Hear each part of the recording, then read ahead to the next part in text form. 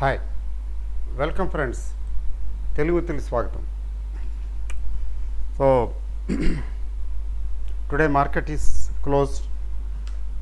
సెలవు మనకి మహారాష్ట్ర డే సందర్భంగా, మే డే సందర్భంగా సెలవు వచ్చింది. It's okay, relaxed. బట్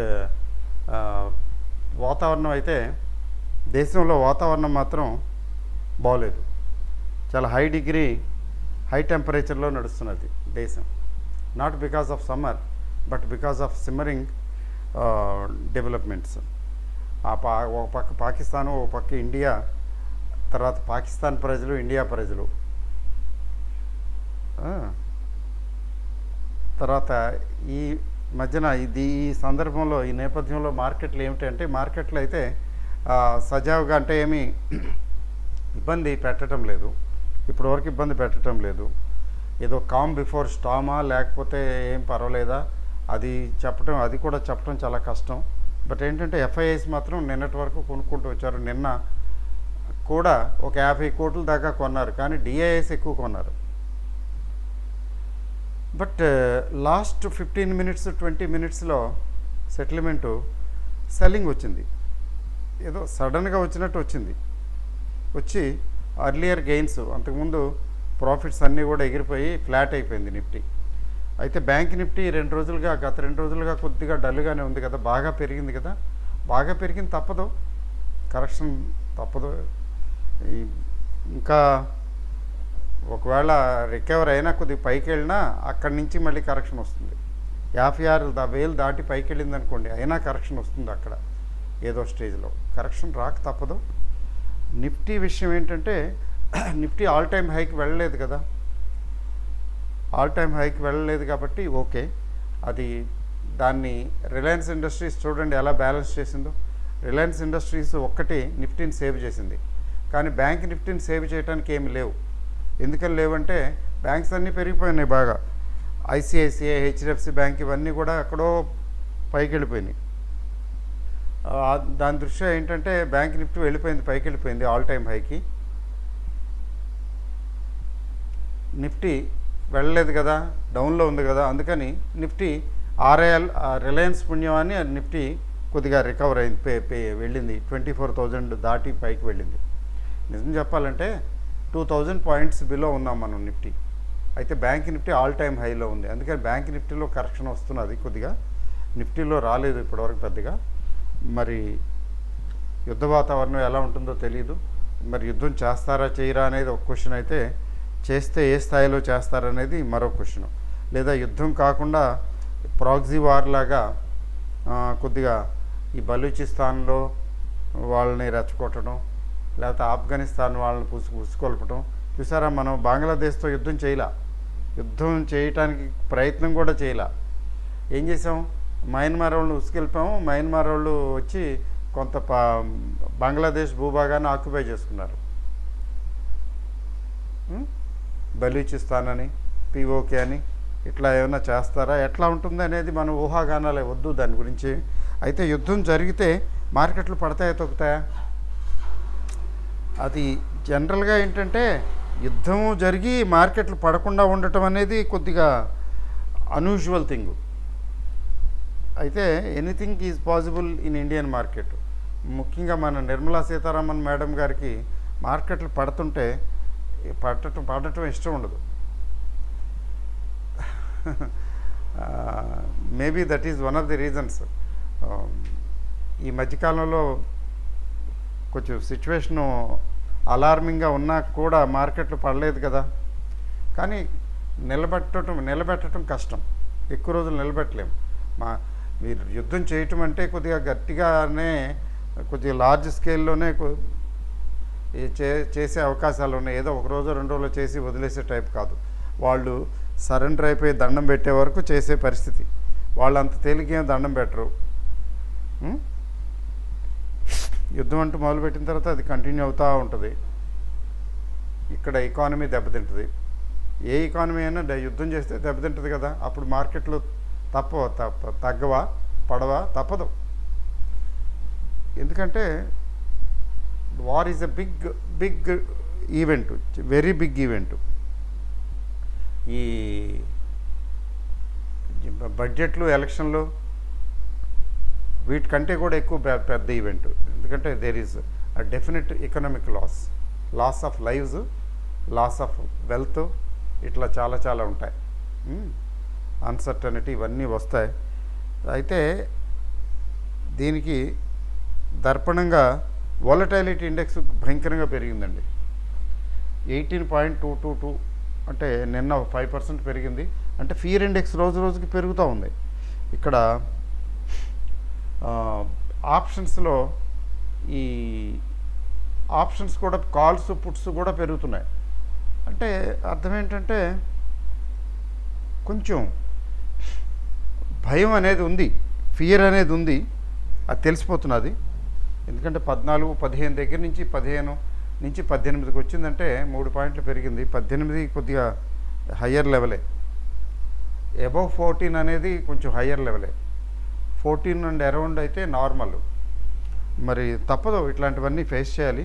అయితే కంగారు పడేసి మళ్ళీ ఎగ్జిట్ అయిపోమంటారా, ఇది అమ్మేయమంటారా, అది అమ్మేయమంటారా అని అంటుంటారు కదా, అట్లా చేయకూడదు. ఎందుకంటే తగ్గితే తగ్గినా ఉండి మళ్ళీ అవే పెరుగుతాయి. ఇప్పుడు అమ్మేస్తాం, మళ్ళీ తిరిగి కొంటామా, గ్యారంటీ లేదు కదా. పడిపోయేటప్పుడు, పెరిగేటప్పుడు వదిలేస్తాం. Permanent will be missing that permanently. అట్లా వద్దు. అయితే మన దగ్గర ఉన్న డబ్బులన్నీ కొంతమంది ఏంటంటే వాళ్ళ సేవింగ్స్ లేకపోతే ఇన్కమ్ ఏదైతే ఉందో అన్ని షేర్లో పెట్టేసి కూర్చుంటారు. ఆ పాలసీ కరెక్ట్ కాదు. ఎవరో ఇందాక ఫోన్ చేశారు. అయితే ఇప్పుడు వరకు చాలా పెట్టేస్తాను, అట్లా పెట్టాను, ఇట్లా పెట్టాను, కొంత బ్యాంక్ లోన్ కూడా తీసుకుని పెట్టడం జరిగింది. ఓకే, అయితే పోర్ట్ఫోలియో బాగానే ఉంది, ఇట్స్ గుడ్, మంచి పోర్ట్ఫోలియోనే. అయినప్పటికి కూడా లోన్ తీసుకుని చేయకూడదు. చేశారు ఓకే, అయినా కానీ ఓకే బాగానే ఉంది. ఎందుకంటే జస్ట్ ఆఫ్టర్ కరోనా చేశారు కాబట్టి బతికిపోయారు. But at the same time మరి రెంట్లు అవి వస్తాయి, మరి ముందు కంటింజెన్సీ ఖర్చులు ఉంటాయి. ఇప్పుడు ఇంట్లో ఇల్లు అన్న తర్వాత ఖర్చులు ఉంటాయి కదా. పిల్లలు ఏది ఉన్నా లేకపోయినా పిల్లల చదువులు ఫీజులు అవి ఉంటాయి కదా యాన్యువల్గా. ఇంకా ఎట్లా చేస్తే బాగుంటుంది, ఇంకా ఈక్విటీలో పెట్టను అన్నట్టుగా చెప్తాను. నేను చెప్పాను ఈక్విటీలో పెట్టక్కర్లేదు, పెట్టకూడదు.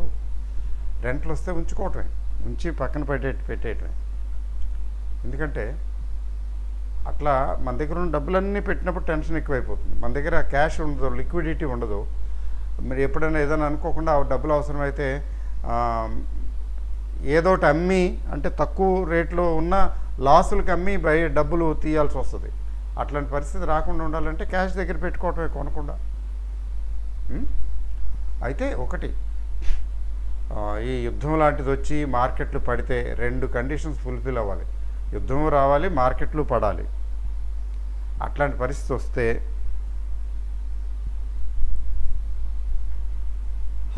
ఒక స్టేజ్లో మార్కెట్లు బాగా తగ్గితే అప్పుడు కొనుక్కోవచ్చు. కానీ యుద్ధం ఎక్కువ రోజులు నడిస్తే మాత్రం ఇబ్బందే, తొందరగా రికవర్ అవ్వదు మార్కెట్. అందుకని తటస్థ వైఖరి అవలంబించటం ఉత్తమం. తటస్థ వైఖరి అంటే ఏమీ కొనకుండా, అలాగే ఏమీ అమ్మకుండా కూడా. ఎందుకంటే ఇప్పుడు అమ్మేసి తర్వాత కొనుక్కోవచ్చు కదా అనే ఆలోచన ఉంటుంది. అది చెయ్యొచ్చు కావాలనుకుంటే, బట్ చేస్తామో మనం, వదిలేస్తామేమో కదా. ఒక్కోసారి మంచి షేర్లు వదిలేస్తాం, అది పర్మనెంట్గా మనల్ని వెక్కిరిస్తూ పోతుంది, పైకి వెళ్ళిపోతుంది. అందుకని ఇప్పుడున్న ట్రెండ్, ఇప్పుడున్న కండిషన్స్కి ఏమిటంటే better wait and watch and don't buy anything. డబ్బులు ఉంటే సేవింగు, రెంట్లో, శాలరీలో సేవింగ్లు అట్లాంటివి ఏమైనా ఉంటే ఏం చేయాలండి అంటే తీసి పక్కన పెట్టుకోండి, అంతే. తీసి పక్కన పెట్టుకోండి, అది ఎప్పుడన్నా ఎక్కడైనా ఉపయోగపడుతుంది. ఓకే అండి. సో అయితే ఈ మధ్యకాలంలో ఒక వింత నేను చూస్తున్నాను. ఆ వింత మీతో షేర్ చేసుకోవాలని అనుకుంటున్నాను. ఫస్ట్ మార్కెట్ చార్ట్ ఏం చెప్తున్నదో చూద్దాం. చార్ట్లు, టెక్నికల్స్ పనిచేయవండి. ఏదైనా మేజర్ ఈవెంట్స్ ఉన్నప్పుడు ఈ చార్ట్లు పనిచేయవు. చేస్తే లేకపోతే లేదు. బట్ నెవర్ ది లెస్ చూద్దాం. జస్ట్ ఊరికే నిఫ్టీ చూస్తే చూడండి, మరొక డోజీ. ఈ డోజీలు, హ్యాంగింగ్ మ్యాన్ ఫార్మేషన్లు, వస్తున్నాయి. అంటే ఇక్కడ 1 1 2 3 4 5 6 లాస్ట్ 6 సెషన్స్ చూడండి, ఏమీ లేదు. ఈ 6 సెషన్స్లో డోజీలు వస్తున్నాయి. ఒకటి రెడ్ వచ్చింది, తర్వాత ఎన్గల్ఫింగ్ వైట్ వచ్చింది,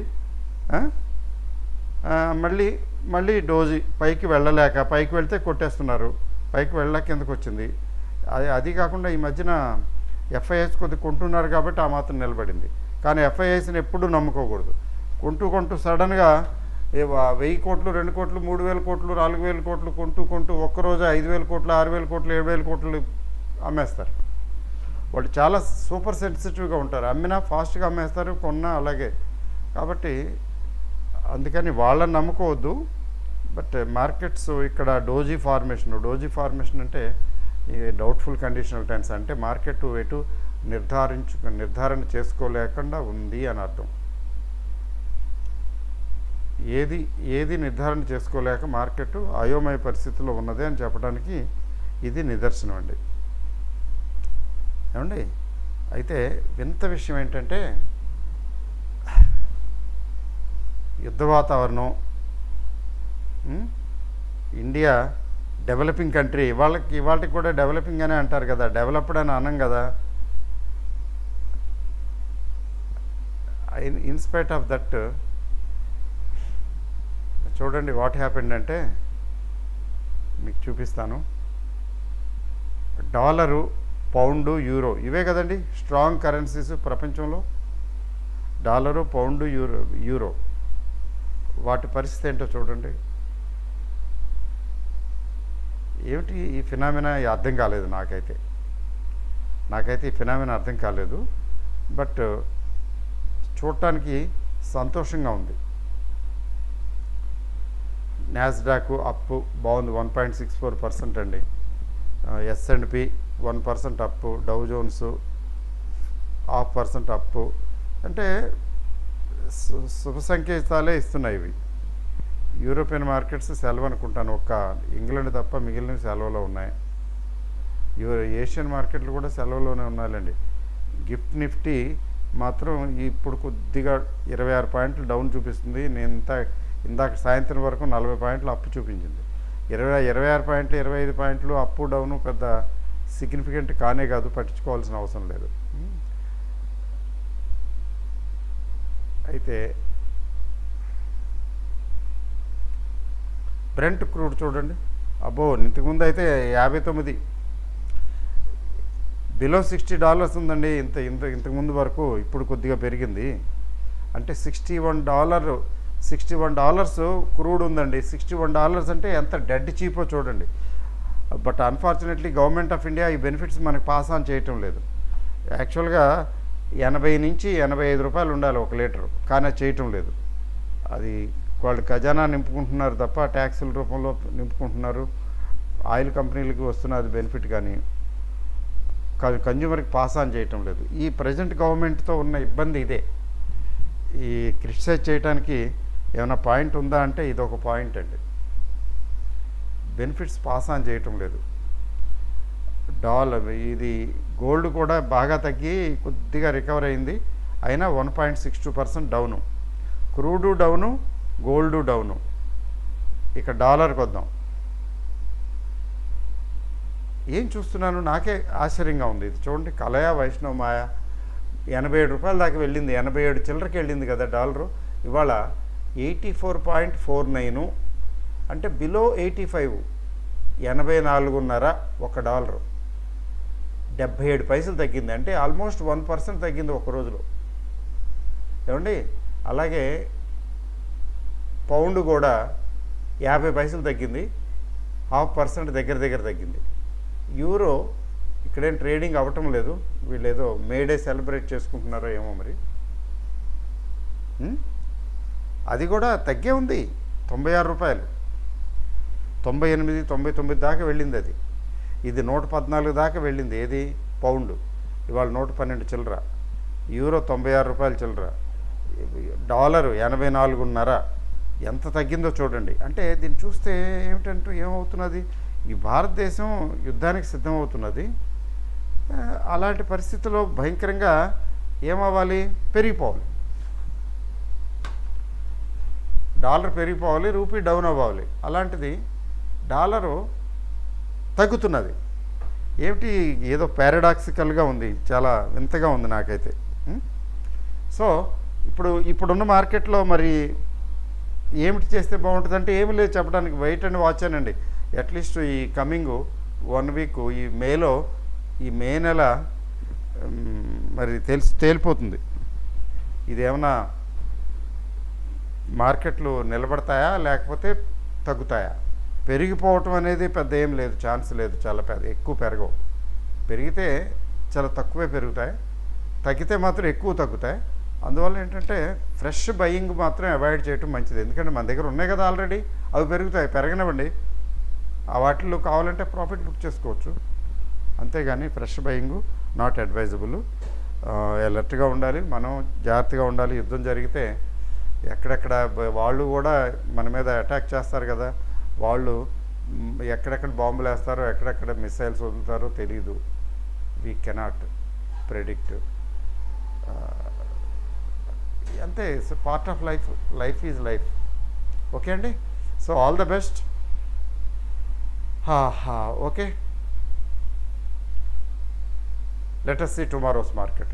రేపటి మార్కెట్ కొంత క్లూ ఇస్తుంది, చూద్దాం ఏమవుతుందో.